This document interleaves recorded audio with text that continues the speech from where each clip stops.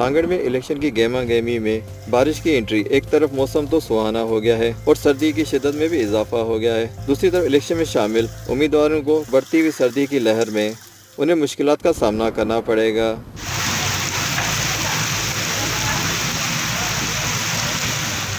सांगड़ के 6 तहसील टंडो आदम, शिदातपुर, सिंझोरो, जामनवाज अली, खिपरो और सांगड़ में वफ़े से होने वाली बारिश से अब देखना है कि उम्मीदवार इस बारिश और सर्दी में किस तरीके से अपनी इलेक्शन कैंपेन चला सकेंगे और आवाम को बारिश और सर्दी में किस तरीके से उन्हें घरों से निकालकर इलेक्शन कैंपेन में इलेक्शन के वोट के लिए हायल कर सकेंगे।